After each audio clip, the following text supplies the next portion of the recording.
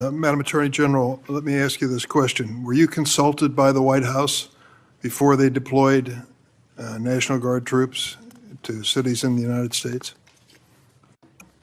I am not going to discuss any internal conversations with the White House. You won't even say whether you talked to the White House about this? I am not going to discuss any internal conversations with the White House with you, Ranking Member. I noticed that. What's the secret? Why do you want to keep this secret? The American people don't know the rationale behind the deployment of National Guard troops in my state. The word is, and I think it's been confirmed by the White House, they are going to transfer Texas National Guard units to the state of Illinois. What's the rationale for that? Yeah, Chairman, as you shut down the government, you voted to shut down the government, and you're sitting here, our law enforcement officers aren't being paid. They're out there working to protect you. I wish you loved Chicago as much as you hate President Trump. And currently, the National Guard are on the way to Chicago. If you're not going to protect your citizens, President Trump will. I've been on this committee for more than 20 years. That's the kind of testimony you expect from this administration. A simple question as to whether or not they had a legal rationale for deploying National Guard troops becomes grounds for a personal attack. I think it's a legitimate question. It's my responsibility. She refuses to answer as to whether she had any conversation with the White House about deploying national troops to my state. That's an indication, I'm afraid, where we are politically in this place. Let me ask you another question. I want to, if you will, hold on a second. Make sure I got the right page of facts here.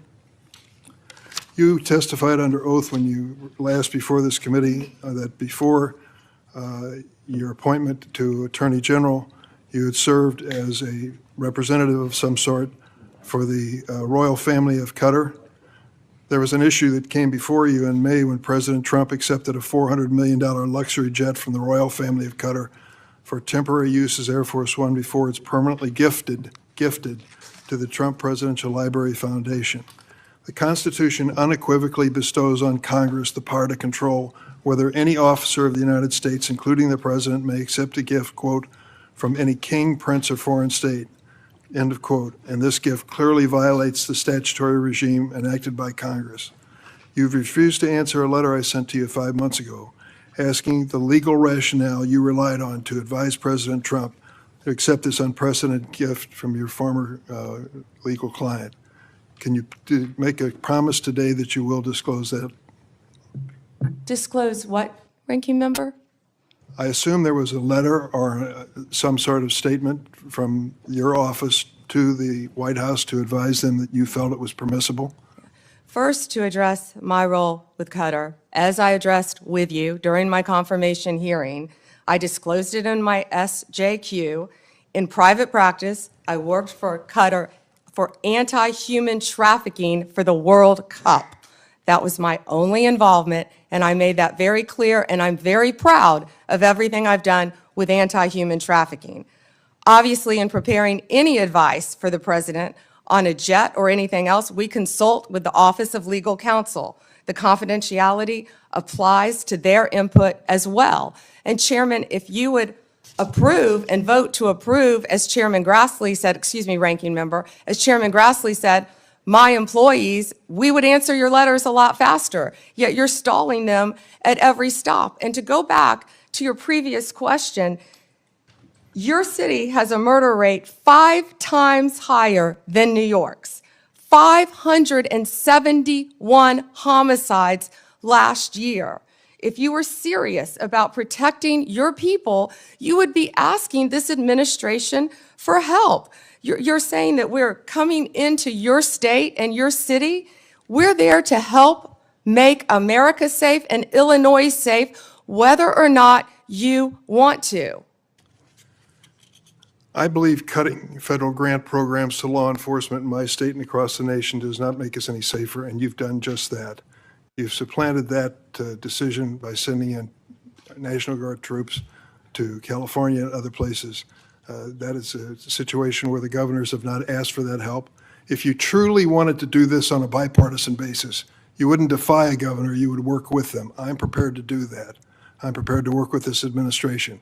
But cutting these grants to law enforcement does not make us any stronger as a nation or give us the tools we need to reduce crime in Chicago. Now, I'd just like to ask you, when it came to this Qatar situation, Did you consult with the ethics office in the Department of Justice before making your decision on this gift of a jet? Chairman, I didn't gift a jet to anyone.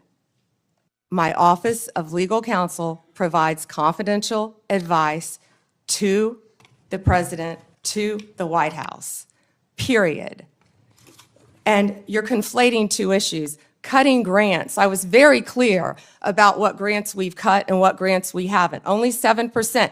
And if you have a grant in Illinois that you think that I've cut that is protecting law enforcement officers or your people, you personally call me and I will work with you to turn that grant back on. I think many of the Democrats here can tell you, I have worked with them to turn grants back on. There's an appeal process. Tell me a specific grant that I have turned off in Illinois that would help law enforcement, and I will work with you. But you have not done that. Did you And take a again, look? Did you take a the look? National Guard is on the way right now as we speak. Oh, by the way, so is Director Patel and Deputy Attorney General Todd Blanche. You're sitting here grilling me, and they're on their way to Chicago to keep your state safe. Madam Attorney General, it's my job to grill you.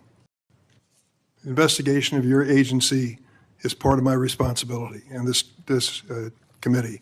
You may not like the experience, but others have weathered the storm and answered questions in a respectful manner. Can you tell me the grants, Yes. Ranking Member, please? Take a look at the president's budget on HIDA grants. What happens to it in his proposed budget?